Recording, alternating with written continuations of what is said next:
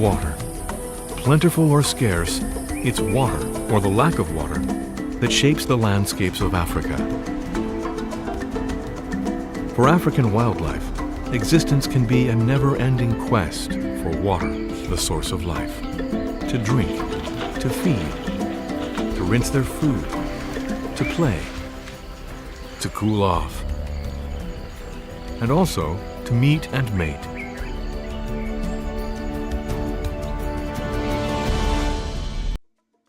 Baik, Assalamualaikum warahmatullahi wabarakatuh.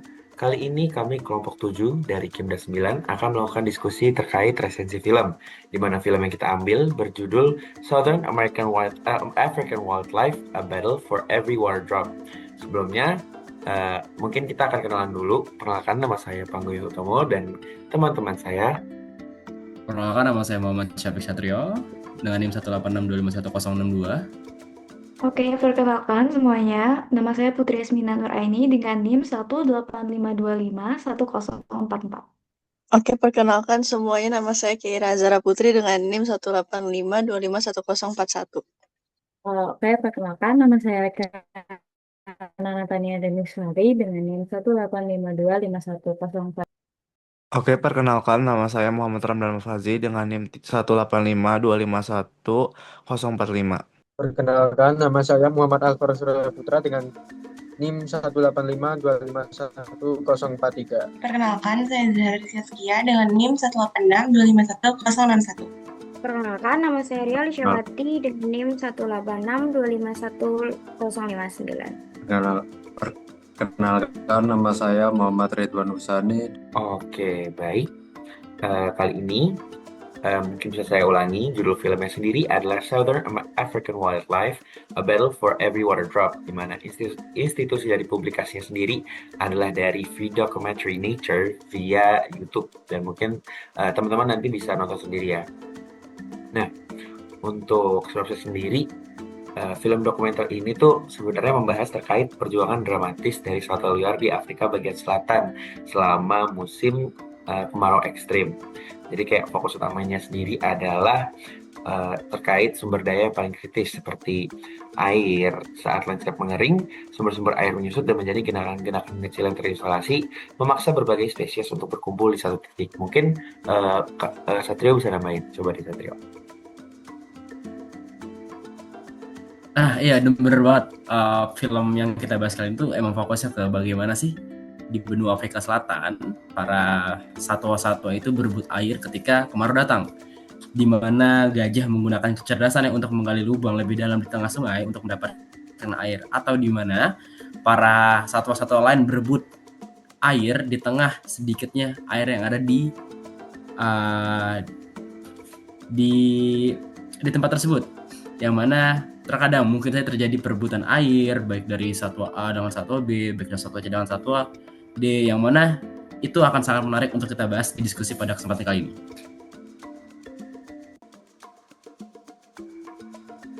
Selanjutnya mungkin kita bakal membahas mengenai informasi penting yang didapat mengenai video ini yang akan disampaikan oleh teman-teman saya. Silahkan. Oke, di sini saya akan melanjutkan ke informasi yang penting yang kita dapat dari video ini. Nah, sebelumnya di sini kita dapat 9 informasi penting. Kita mulai yang dari pertama. Jadi di Afrika itu air sebagai sumber kehidupan. Nah, di mana di sini di berbagai wilayah di Afrika, mulai dari delta, sabana hingga gurun, kehidupannya bergantung pada keberadaan air. Nah, yang kedua, keanekaragaman ekosistem di Afrika Selatan juga dimulai dari kayak delta yang subur, sabana kering Etosha, hingga gurun Namib yang tandus. Selanjutnya, informasi yang ketiga, sungai dan air terjun sebagai pusat kehidupan. Jadi di Afrika, sungai Zambezi dan air terjun Victoria menjadi sumber air utama bagi makhluk hidupnya. Air terjun juga itu menumbuhkan hutan tropis seperti sekitarnya yang menjadi tempat berkumpul satwa seperti ada gajah, kerbau, burung bangau, dan buaya. Lalu informasi yang keempat, gajah di sini sebagai simbol kecerdasan dan sosialitas.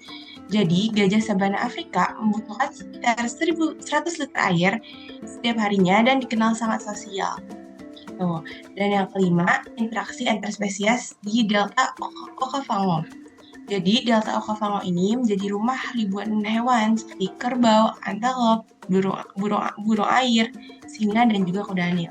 Nah, mungkin untuk informasi selanjutnya akan disampaikan oleh rekan saya, yaitu Ria. Nah, izin nyampein ya guys. Jadi, informasi yang selanjutnya itu terkait tentang kehidupan dan juga keseimbangan alamnya. Nah, dalam rantai makanan di Afrika sendiri, predator seperti singa maupun macan tutul itu berperan untuk menjaga populasi herbivora agar tetap seimbang nih guys. Setiap spesies itu memiliki waktu dan juga tempat beraktivitasnya sendiri agar dapat berbagi sumber daya alam secara alami tanpa saling menghancurkan. Kemudian, informasi yang ketujuh kita bisa dapat terkait dengan ancaman dan juga adaptasi di alam kering. Nah, saat musim kering tiba, hanya hewan-hewan yang mampu beradaptasi dengan air yang dapat bertahan, seperti badak hitam, oryx, maupun burung unta. Nah, badak hitam di sini kini tuh sudah kayak terancam punah akibat perburuan. Sementara oryx dan juga burung unta itu dia mampu hidup berminggu-minggu tanpa air dengan memanfaatkan kelembapan dari tumbuhan dan juga embun.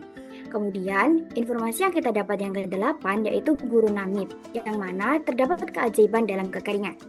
Gurun Namib yang merupakan gurun tertua di dunia, tampak mati namun sebenarnya menyimpan kehidupan tersembunyi. Nah, kabut dari Samudra Atlantik tersebut membawa kelembapan yang cukup untuk menopang tumbuhan, serangga, tokek, maupun bunglon.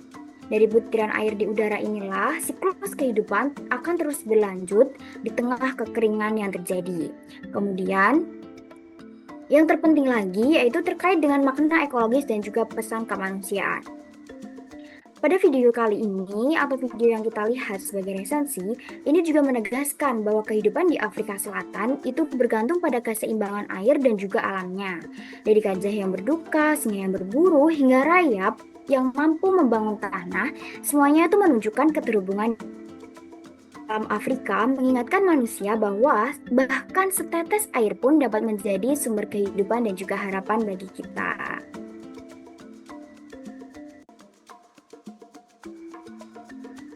Kemudian, kita juga bisa lanjut terkait dengan hubungan dengan prinsip dasar biologi.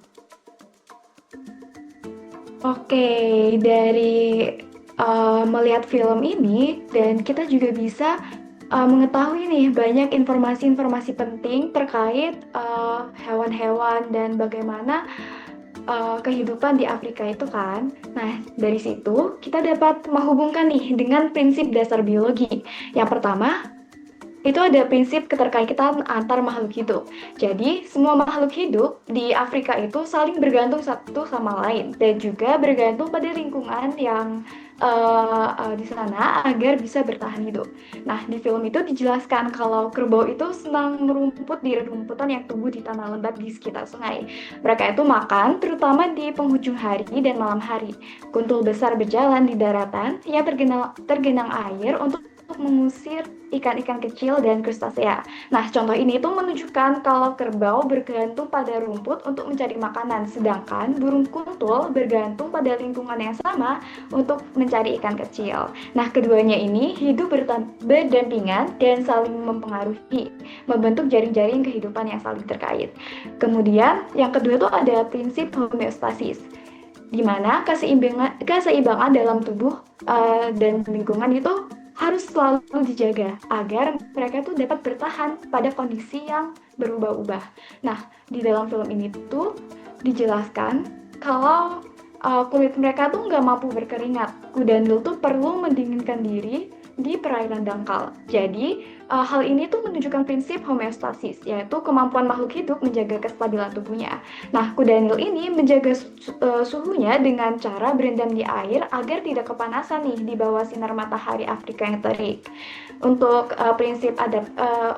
prinsip biologi lainnya bisa dijelasin oleh rekan saya. Silahkan. Oke, ini saya melanjutkan ya. Jadi prinsip yang ketiga ada prinsip adaptasi atau penyesuaian diri terhadap lingkungan. Jadi makhluk hidup itu memiliki kemampuan untuk menyesuaikan diri dengan lingkungannya agar dapat bertahan hidup. Dalam film ini digambarkan bagaimana gajah sabana mampu berenang dengan sangat baik. Mereka dapat menyeberangi sungai besar dengan mudah sambil mengangkat belalai mereka di atas permukaan air untuk bernapas. Kemampuan ini membantu gajah menjangkau pulau-pulau kecil yang memiliki makanan melimpah. Hal tersebut menunjukkan bentuk adaptasi, yaitu cara makhluk hidup menyesuaikan diri terhadap kondisi lingkungan yang terkadang sulit bagi mereka. Lalu yang kedua ada prinsip ekosistem atau hubungan antara komponen biotik dan abiotik. Hubungan antara makhluk hidup dengan komponen tidak hidup seperti air, tanah, dan udara. Dalam film ini dijelaskan bahwa air dari banjir tahunan di Gurun Kalahari menyebar luas, membentuk rawa-rawa dan pulau-pulau kecil. Air sebagai unsur abiotik sangat memengaruhi kehidupan tumbuhan dan hewan di sana. Hal ini menunjukkan bahwa makhluk hidup dan lingkungan fisiknya saling berhubungan dan membentuk keseimbangan ekosistem. Untuk prinsip selanjutnya dilanjutkan oleh rekan teman saya. Selanjutnya itu ada prinsip keanekaragaman hayati atau biasa yang dikenal dengan biodiversitas. Yang dimana seperti yang kita tahu tuh kehidupan di Afrika itu menunjukkan keanekaragaman hayati yang tinggi.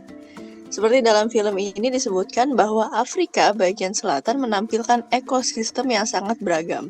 Dari daerah yang tergenang di Delta Okavango, dari sabana kering Etosha hingga gurun Namib.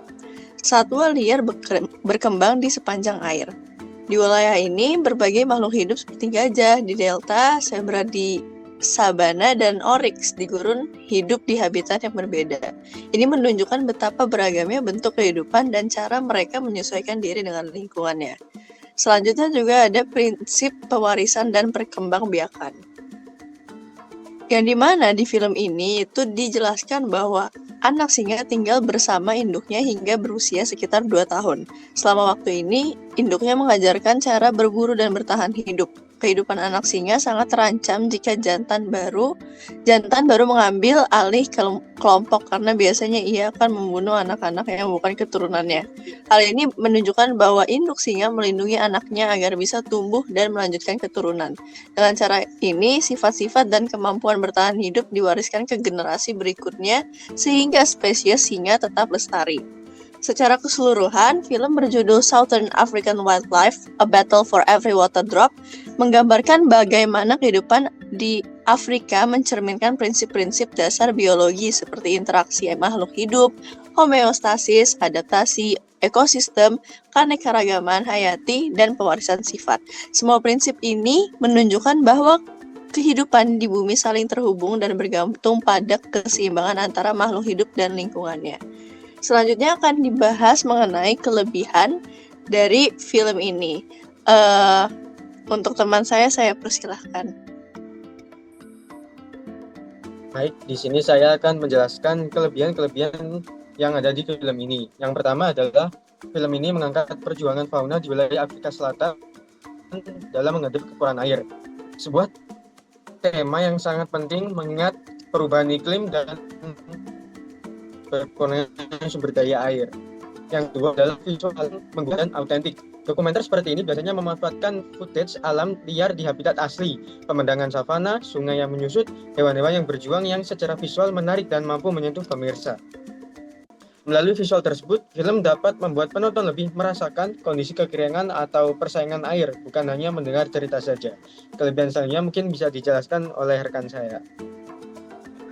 Oke, kelebihan selanjutnya yaitu film ini juga memuat edukatif dan kesadaran lingkungan, yang dimana film ini menampilkan bagaimana hewan dan ekosistem beradaptasi atau terancam ketika air menjadi sangat terbatas. Nah, film ini juga menjadi alat yang bagus untuk edukasi, baik di sekolah, kampanye, konservasi maupun untuk umum.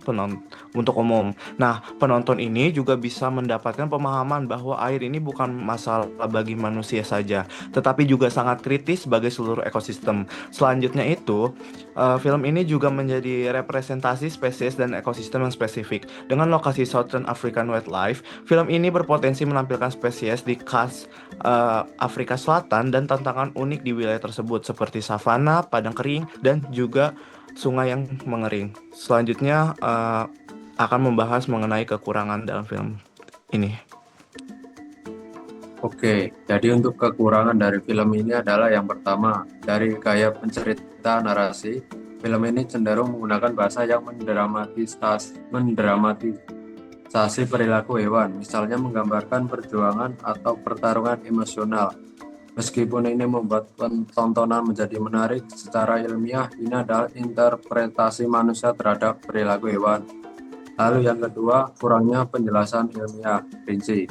Film ini lebih berfokus pada tampilan visual perilaku daripada penjelasan mendalam tentang cara kerja tubuh hewan. Sebagai contoh, film menunjukkan seekor hewan bisa bertahan lama tanpa air, namun tidak menjelaskan secara rinci proses di dalam tubuh fisiologi yang memungkinkan hal tersebut. Lalu yang ketiga, keterbatasan konteks ilmiah data. Film dokumenter ini sangat baik dalam menunjukkan dampak dari kekeringan, tetapi tidak memberikan banyak data atau konteks penyebabnya. Seperti film dokumenter ini tidak menjelaskan apakah kekeringan yang ditampilkan adalah bagian dari siklus iklim normal di wilayah tersebut, atau apakah ini diperparah oleh faktor perubahan iklim global. Oke, terima kasih Ridwan. Dan mungkin ya dari kekurangan tersebut, walaupun emang bisa dibilang kurang rinci ataupun emang kurang teknikal lah dari film kali ini, tapi menurut aku sih emang sudah bisa sangat mengcapture gimana sih emang kehidupan satwa-satwa di Afrika sana gitu, dengan hubungannya dengan lingkungan, di mana kerbau harus kuda harus berendam dalam air untuk menurunkan suhu tubuh dan lain-lainnya, itu sudah sangat mengcapture dengan sangat baik seperti itu. Dan mungkin teman-teman ada tanggapan lain gitu terkait filmnya sebelum kita tutup diskusi kita pada hari ini.